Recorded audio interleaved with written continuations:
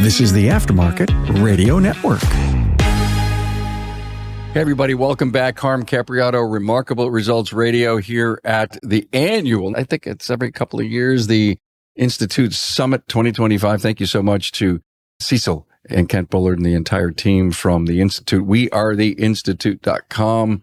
Honored to be here. We were at the last one, had a blast. This is Blast Squared. We're having so much fun here. Town Hall Academy. Thanks to our sponsors.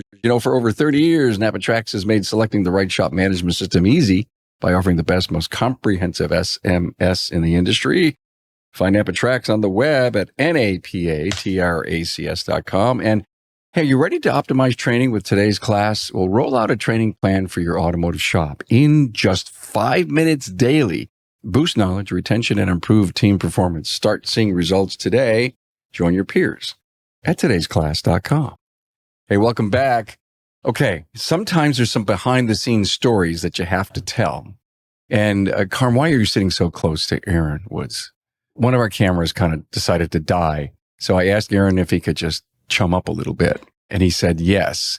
So this is one of the most uncomfortable places or positions I've been in my entire podcasting career. For you. It's very comfortable for me. Oh, well, I'm going to have to talk to Morgan about that. Oh my. We're already starting to have fun. And this episode is going to be about fun. Also, Jennifer Hulbert is here from Service Plus Automotive in Calcium, New York, not far from Buffalo, maybe about 4 hours? Yeah. At the end of Lake Ontario. We're on the edge of Erie. Been on the show 3 times with us. Aaron 8, Extra Mile Auto Care, Stillwater, Oklahoma. Now, why both of you are here is you guys are leading the gear performance groups here at the Institute. We are. How do you run a shop and coach and facilitate? I find it fascinating how many shop owners are getting involved. I mean, I talked to Parker this morning. He's got like 8 clients. I love it. There's nothing like an individual who's been there and done that to help guide people down this pathway in life of improvement and coaching and leadership and all that stuff. And just to set the record clear, and I think we've done a podcast on this before, I was so honored, Tracy and I, to be invited to one of your peer reviews in Buffalo when you had your whole team there. We watched you facilitate. We saw a different side of Aaron Woods than we ever knew before. And it was positive. Those shop owners rallied around you. And of course, you went and scoured my friend Tom Ciartino's shop. And he worked almost like a year to get it ready. Nothing like pressure, right? He did a great job. He did a great job, and he learned a lot, and he's improved his business in so many ways. So how do you get in front of these groups and facilitate them and have a little Jen or Aaron push? How do you do that? Is it your personalities to do this? Absolutely. Okay. So I was part of an actual group for 18 years, and my facilitator always joked that I was trying to take his job. So this has been an inherent part of my personality from probably the day that I was born. I couldn't tell that about you. No. Could you? Oh, yeah. He knows a different side of her. Well, and these members are there looking for assistance, and that is our job. And if we're not going to push them, then they're not going to improve. And that's what we're there to do. That's what the group is there to do. At the beginning of the GPG Day kickoff, I talked about the entire group process just wrapping their arms around members. And we've had members I've lost all of my employees, and it was the owner and a wife. And we had 2 additional shops who drove to their location, put on their technician hat, and got work produced for that individual shop just so they could stay in business until they were able to hire technicians. There's all kinds of stories about that out there. Oh, it's remarkable, really, what the group process is. And we were just having this conversation with a shop owner at lunch today. And they said, well, I really like working, and they were talking about they were working with Cecil as like a one-on-one coach. And they said, well, I have this fear about coming into the group because I really like working with Cecil. And I said, well, with all due respect to Cecil and everything that he brings to the table, we all know that. But really, if the group process is doing what the group process does, the coach isn't, not that I'm trying to take away from what Jennifer and I do bring to the table, but what I'm here to say is that the coach is not the focal point of the process. the process works and changes lives because of the group members that are sitting there in that room. It's about them, not It's about you. them. And so that's the power of what comes out of that room. Going back to what Jennifer spoke about in the beginning of the GPG day, when we both got up and addressed the group, and Jennifer had, talked about that. And I stood up and I said immediately right out of the gate, I said, there's two types of people in this world. There's the people that learn from others. And then there's the people that touch the stove because they had to find out for themselves. Unfortunately, those type of people where I have burnt hands. But back to what I'm saying here is you have a room full of people that have been through those experiences, have lived those, the ups and the downs and the roller coasters, and are able to help each other and guide each other through those experiences. And that's been really powerful to see. Thank you for that. This is a pretty heavy question. When you see a transformation in the business, what do you see in the person who helps make that happen? The shop owner. The shop owner that makes the transformation in their own business. The business is moving in this. There's a lot going on. But what do you see in the person? Do you see a transformation in them? Do you see a new and better, stronger leader? Do you see attraction? It starts with the person, the man in the mirror, the ego, all that stuff. And I think it's important to know when people are considering coaching or grouping or networking that you're going to change as a person. Absolutely. And that's what we're here to do. If you're not growing in your business is retracting and shrinking. So how can the managers or the owners make those improvements, and then they have a different role in their business? All of us, most of us, started in an actual day-to-day role. I was a service advisor. Aaron was a technician. Most of the shop owners are in one of those day-to-day roles. And as they take that step out, they can see the growth potential because they may not be holding back their business. And I said this, I think, on my first podcast with you, is I was holding my business back. And until I took that transformation and had that epiphany of there are people who can do these individual roles better than I can, and putting those people in those seats allows the business to grow. And that was something that Dr. Jessica Kriegel talked about today. That kind of goes back to culture. If you have the people who are working in the same direction, your profitability is going to be extremely higher than just some growth because of a labor rate increase and absolutely, a parts margin change. Oh, I agree. And to add to that point, Wednesday on when we did our breakout, GPG training, one of the things I talked about was just that. I mean, there's intentional growth and there's organic growth. Organic growth is, we're going to increase our labor rate.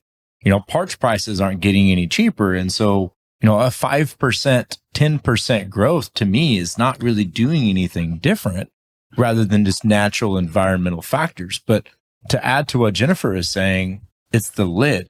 It's the story of the fleas in the pickle jar that, jump up and hit the bottom of the lid.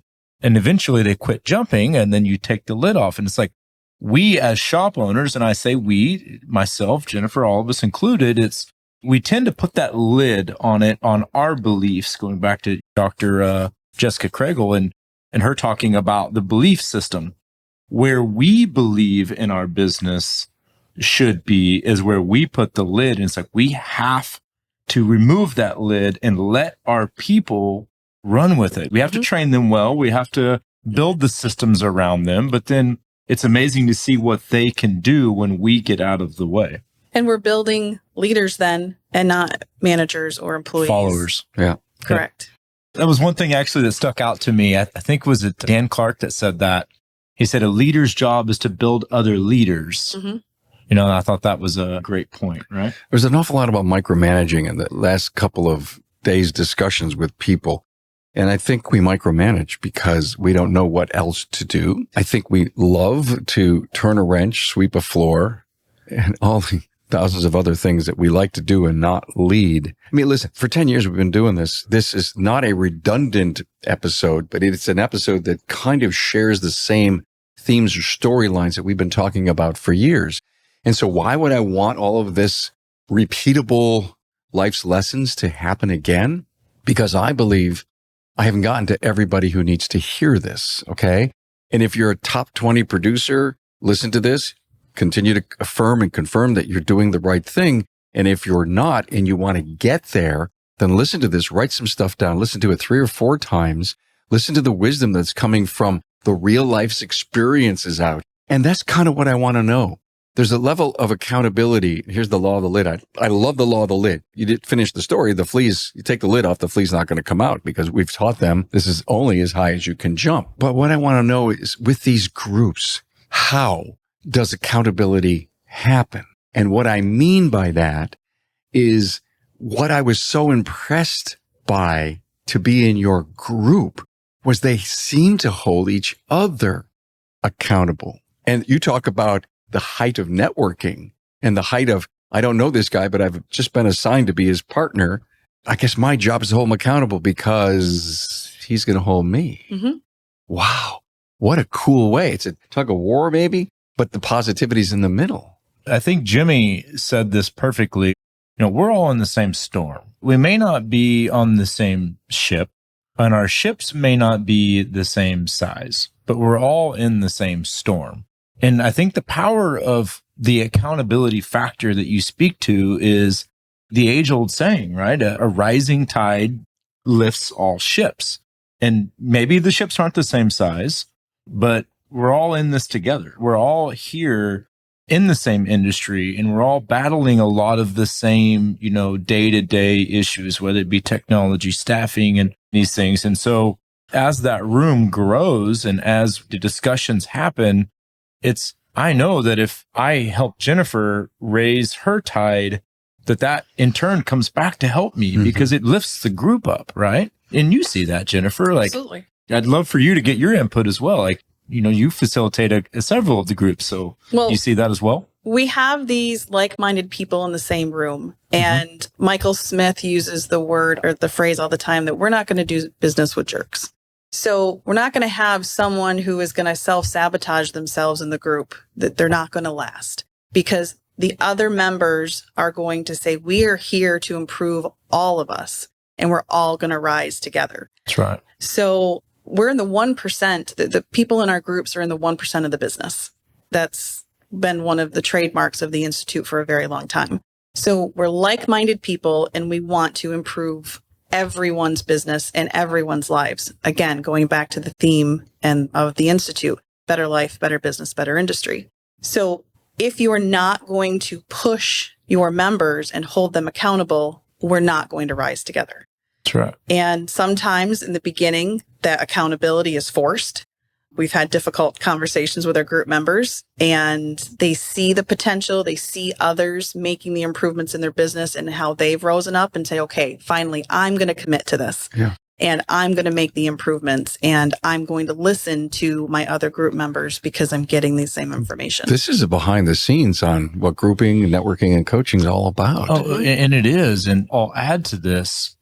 I think Jennifer and I share a great dynamic in this, in the sense of not only are we the ones leading these groups, but we come from the group process. Yes.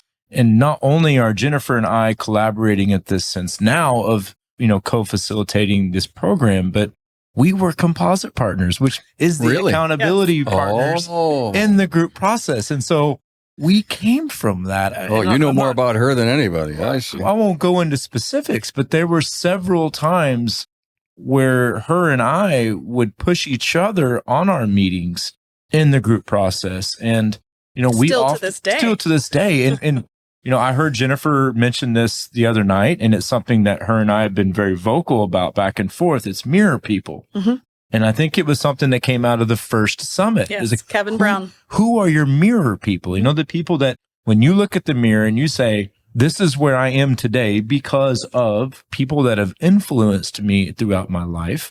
Who are those people? Jennifer and I have been very vocal about each one of us being one of those people. But to the broader point here, because we're talking about the group process, the people in that room that do hold each other accountable and do be there for them in the good times and the bad times of the business, a lot of times it's more than just running a shop. It's those people become the mirror people. Yeah.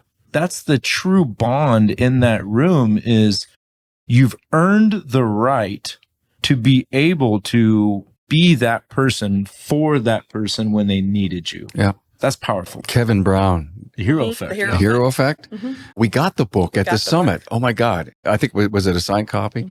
I consumed that I book. still talk about that to this day. Yes. Yes. Tracy read it and we were moved by it. I believe it's on the books page on our website, remarkableresults.biz. It's a must read. He's got to be one of the top.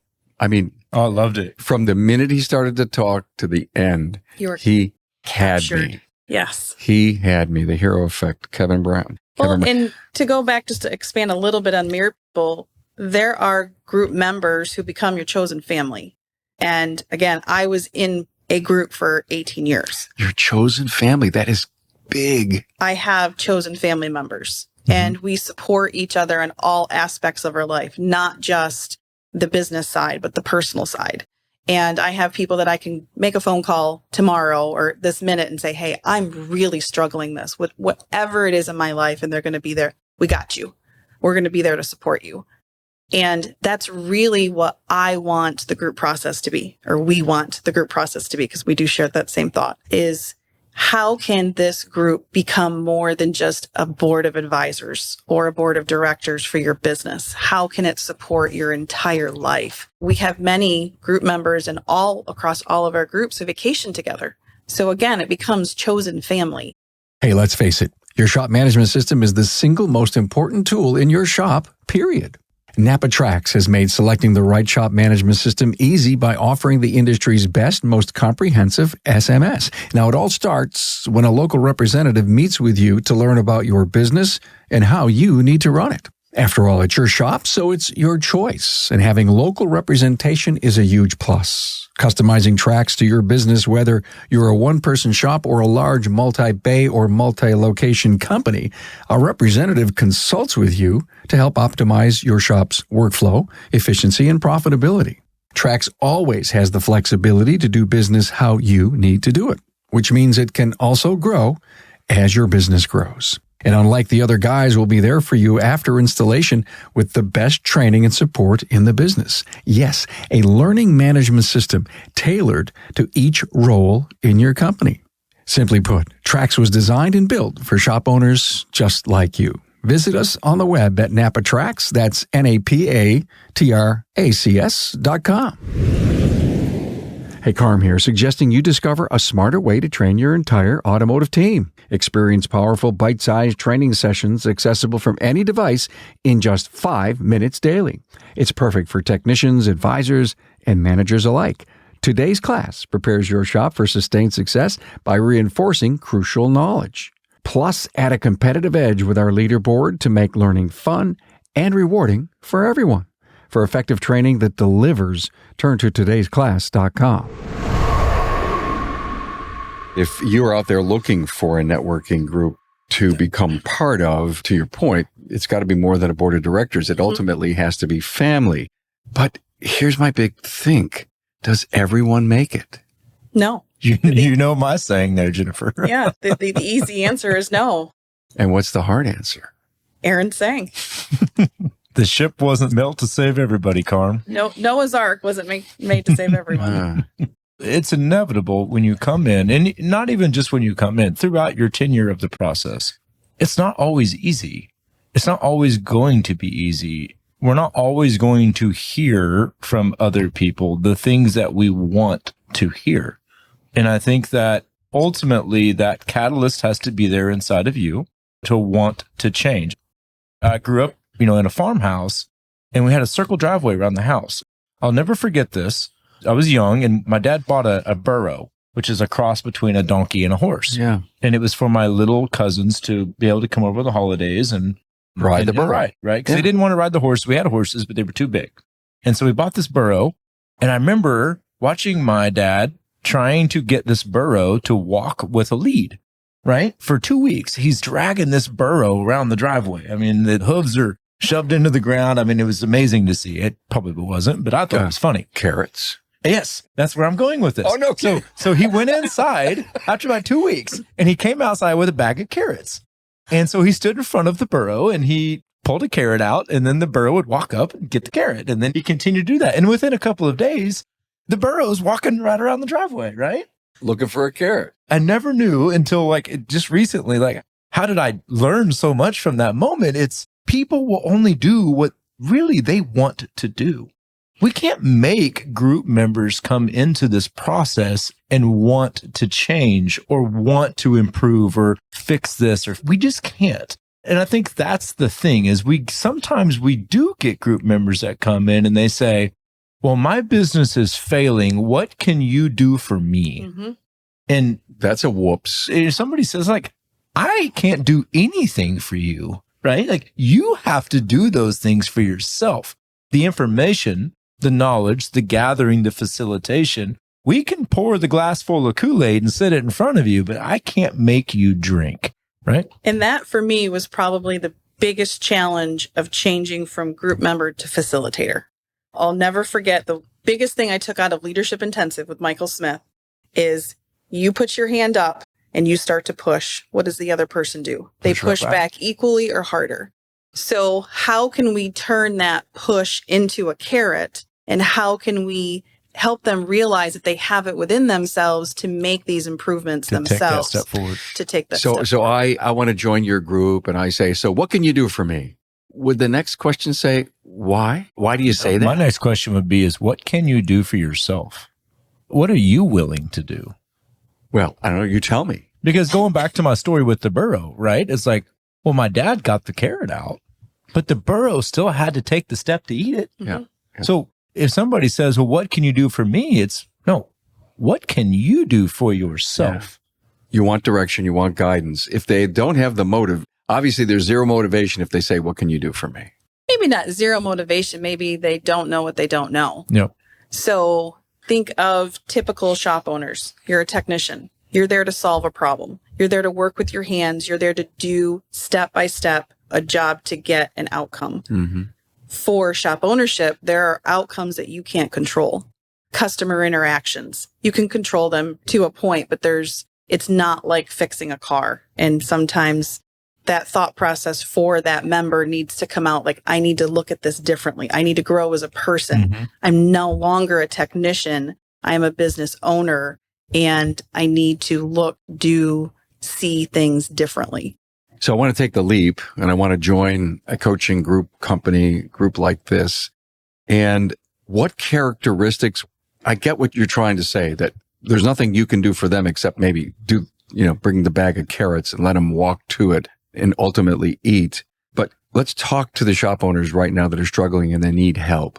If you want to get into a networking group coaching thing, what kind of priorities do you need to set for yourself to make that phone call, to get on that website, to do some discovery of how to get yourself to the next level in your life and in your business? Aaron's story of how he became a group member is the perfect example. So I think your story is one that we should share. I was young in my shop ownership. I started my shop from ground zero. I had not even really many tools. And I remember as I first got started, I didn't know, just like Jennifer said, I don't know what I don't know. And I remember just being extremely defeated when I worked so hard. And I mean, 7 days a week, 18-hour days. And at the end of the month, I got a negative profit and loss statement from my accountant. And I'm sitting here and I'm trying to look at this negative profit and loss statement, income statement, whatever we want to call it. And I'm looking at all the hours that I just worked. And I'm like, how does this make sense?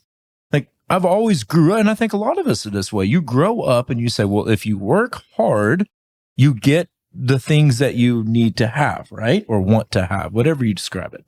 And here I am 7 days a week, 18 hours a day. And at the end of the month, it's like, I gave somebody else money. But the problem is that I didn't know why. I know I can see this bottom number at the bottom of this sheet, but I don't know why. And so my next step was, and I was mad. I was really mad, actually. This was a couple of weeks before Vision. And I remember going to Vision a long time ago when I was a rep for a sales company.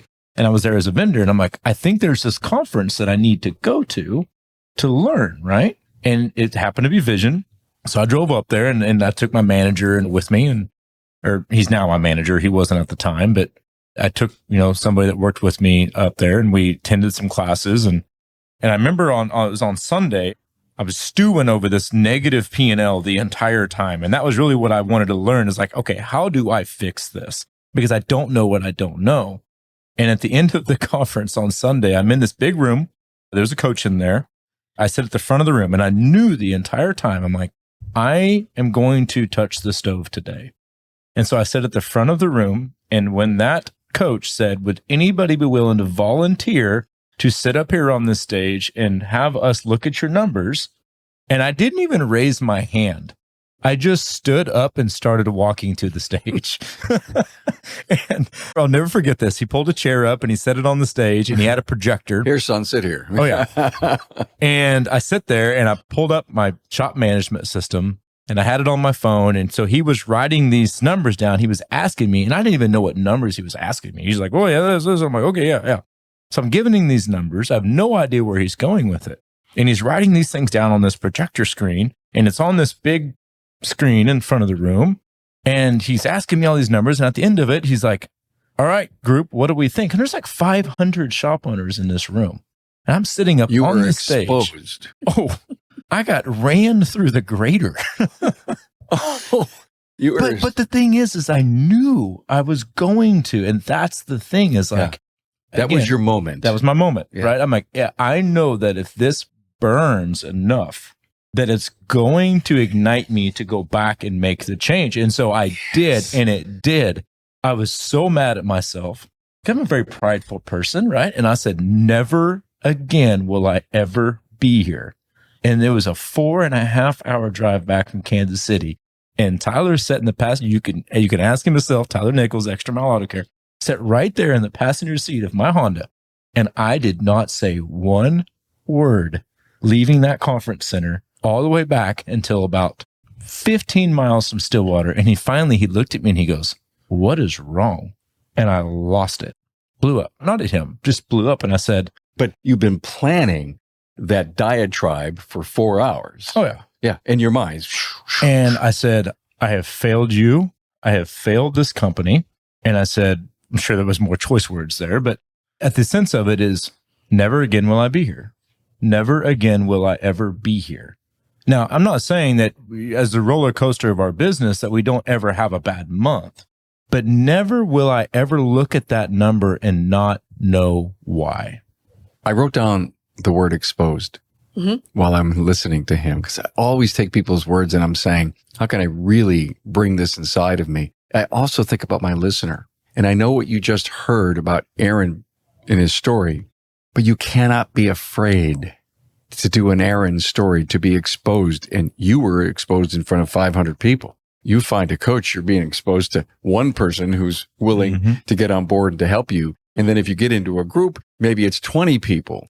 But at the end of the day, if you're not glowing and growing and doing all this stuff, then you've chosen poorly. They have not given you the right direction and you need to move on, which is why people sometimes shift around until they find the right love fest, the right family, the right connections. But if you're not willing to expose that I don't know what I don't know, all the missteps that you've had in your life, if you're not willing to be humble, that's what happened to you. But you didn't think about it. The beauty of his story is it was an intervention. I bet you if I was in the room, I would have seen a lightning bolt come down, pick you up and guide you to that stage. You could have probably scrambled an egg on my face. And we have people, maybe not to that extent, but they'll go to a class that NAPA put on in their local BDG or, another class in their market, and they hear something and are like, I have no idea what they're talking about. And then they'll watch one of your podcasts and Bingo. say, I don't know anything about this, but Carm just gave me an idea of where I can find the information. And that's usually the first step. I've been in a room where there's been a coach presenting, over Zoom, or a management video came up. Does anybody have any questions? Nobody raises their hands. I want to go to everybody's shoulders. I want to shake them because their potential, it was like, even though maybe it was just a mini, performance KPI, just one subject. No one had any questions. Everyone in the room's an expert on that topic. The answer is no, but no one wanted to have an Aaron experience? I say that. I mean, I don't recommend that.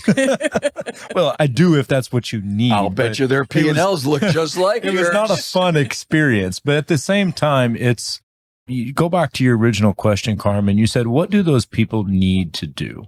And I think that for me, it's kind of like goal setting, right? It's, okay, so I have this place that I want to be, but that's not where I am, right?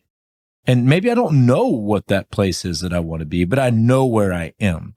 And it's like, well, if all I ever focus on is that one day I'm going to have all of these other things, then what we're missing is the path, right? And it's like, okay, well, what can that shop owner that's struggling do today? You can make a phone call. You can reach out. You can do just a small action today that gets you on a path to then having a different result. I mean, this was 2019 when I went to Vision in Kansas City. Wow. And granted, I never would have said, well, in 6 years from now, Aaron, you're going to be a facilitator. No, I would have known that, right? But it's like, I didn't just go from vision to facilitating. What did I do? I did one thing. I reached out to, the Institute, or I pulled up a podcast. And that's the thing is like, you're so inundated in your business and you're like, I can't just do this, 20 group thing. It's like, but you can make a phone call. Yeah. And don't be intimidated by the process. So we have so many new group members who come in and say, what can I possibly give to this process right now? I've not been involved and there's so many things that I'm not confident about, but yet they contribute to the conversation.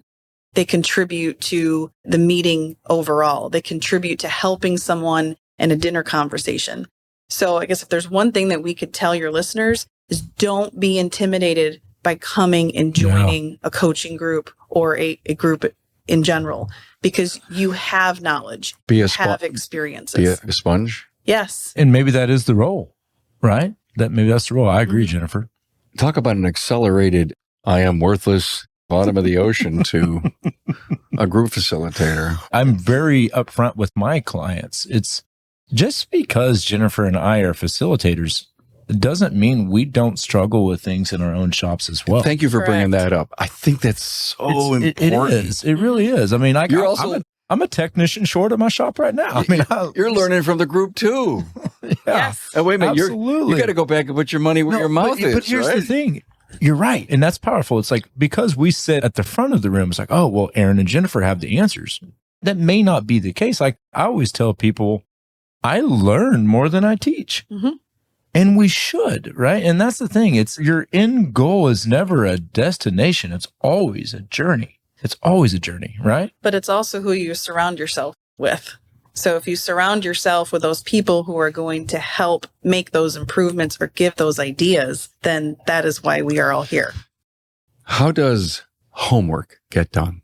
Because I know that everyone who leaves their group sessions has homework. Does it get done? Most of the time, but it goes back to the same ideology of, are you working in your business or are you working on your business? So if you go back to your shop and you jump right into a service advisor role, your homework, so to speak, or your ownership duties are going to take a second seat to that. So do you have the proper people in place to be able to step out of the day-to-day role and say, I am going to make a commitment and I am going to get XYZ done because I am looking for a goal or I'm looking for a different result of what I'm doing right now. Aaron, I want to get a coach and facilitator. And once we get over the hurdle that I can come in, the next question that I ask you is, okay, Aaron, thanks for having me. Should I start working on sales costs or margin? Where do I start? Margin is where I think the easiest thing that we can deploy in our business. When I begin working with a client, and of course, the first thing I do when I look at a financial statement is I'll scan right to the bottom and give me a percentage of sales, right? And if that net profit isn't where it needs to be, the second place I'm going to go every time is to the margins, to the gross profits. Gross profits are the easiest and quickest way that we can fix. I don't want to say fix legitimate fixes, real, live, honest to God. Oh, the coach is justifying their fee because I just raised my labor rate. And we hear a lot of that junk out there. In many cases, it's way untrue because that's where a big fix happens, to your point. I don't know that. Is there a time to increase a door rate? Yes, but I look at it in a little bit of a different perspective in the sense of a door rate is really just a figurative thing. It's the effective labor rate is really what's important. It's how many dollars on average are you taking to the bank for every billed hour? And that's your effective. And so it's really, where does our effective labor rate need to be? And that effective labor rate calculation is really just looking at what are your expenses? What do your margins need to be? So then what does our effective labor rate? And the point I'm making here is the setting of the effective labor rate. Now, granted, the door rate might need to be moved to move the needle on effective, but that's just one of the 4 or 5 different ways to move effective labor rate. That's what it's truly about. And that's oftentimes, if we do arrive at the conclusion that the door rate needs to be increased, it's not just to increase a door rate. It's because we've gone through and we've looked at the calculations. We know where it needs to be because of other information. Then we make that decision. It's never, Jennifer, you might speak as well, but I don't think I've ever looked at a P&L and been like, well, it's a door rate issue. Or No, and more of what type of production is coming out of the shop. So you can set your margins to be whatever you want them to be. If you're not turning out the work or attracting the customers to be able to turn out the work, then what are we doing? And I use the analogy almost every meeting, and I did on Wednesday. If you had a 300-gallon bulk oil drum, would you turn the spigot on and watch the oil go down the drain? No shop owner would do that. But that is what we do with our labor inventory every single day because Correct. we're not managing it. I kind of knew the answer to this because although margins may be a quick fix, there are all the key issues of sales margin and cost management are just things you got to pay attention to. Period. Done. Case closed. Are so many. I mean, again, you have your labor. Do you have the right marketing to attract the right customer? Do you have the right service advisor skills to be able to turn that DVI into an average repair order? I mean, there's so many other factors besides let's look at your parts matrix or your labor rate. Yeah, I mean, there's so many factors to pay attention to. And I also understand as a younger shop owner, a struggling shop owner, that's a lot to try and find and fix. And it's like, well, how do I have time to do that? And I think the ultimate goal is work on one thing at a time, right? How do you eat an elephant? One bite at a time. Yeah. Yeah. And I think the information is there. You have to buckle down and solve it. I'm with Jennifer Hulbert from Service Plus Calcium, New York. Also a facilitator here for the gear groups here at the Institute, and Aaron Woods from Extra Mile Auto Care in Stillwater, Oklahoma. Let's wrap this up. Give me one aha moment of your life as a facilitator. Any aha moment you'd love to share? This is more rewarding than I ever thought possible. Wow. Being able to watch the improvements of the group members and the entire group process.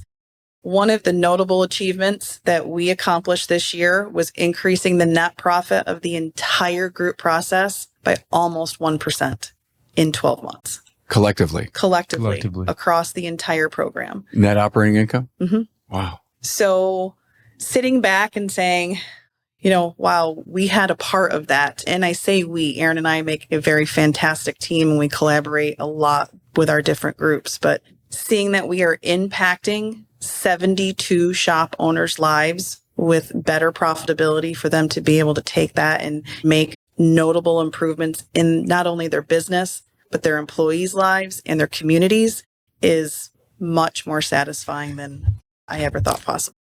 I was to your group. This guy is a disciplinarian strictness guy, in front of that group. I guess that's the only way. You've got to have that structure, right? Structure. Yes. Yeah. There's a time to push and there's a time to pull. Yeah. Right? There's a time to lead. There's a time to motivate. And, and that's something that we, continually learn, as our experience grows. But I love what Jennifer said, the 1% increase. And somebody might think, well, that's 1%, but we're talking about millions of dollars. Millions. And to take what she said and to build on that, it's just like the Institute, Better Business, Better Life, Better Industry, right? It's when we collectively, Jennifer and I, make that type of impact, you're creating a better business. And this is what I love about this. you're making a better business for not just the owner, but when the owner has a better business, then the owner has a better life in business for each one of his employees. Yep. Mhm. And that each one of those employees has a family that is then impacted. And so when you look at the spider web effect of what that does, to me, it transcends auto repair, right? It's making an impact to society. And that to me is my biggest takeaway. I don't have one. It's a good aha moment. Different than that, because you used to build upon that. You just, I think, nailed a great summary of why facilitating, why grouping, why networking, why coaching is so important. Yeah, we're doing this for you and your business, potentially to build wealth for all the things you want to do as a spouse of a family. But you just nailed the fact that the work family is just as important. Talk about retention, recruiting, and all. I mean, there are some people that want more in life than we're currently giving them. They want more money. How do we get them that? How do we pay for their education? On and down the line. And for anyone who's listening, if your owner, your business owner, CEO has decided to get into a coaching group, that's good for you too. It is. Absolutely. My employees live better lives because of the group process. I would agree with that. Aaron, Jennifer, thanks so much. Appreciate it. Well, Thank you. Thanks for having us. Thanks for being on board to listen and learn from the premier automotive aftermarket podcast. Until next time.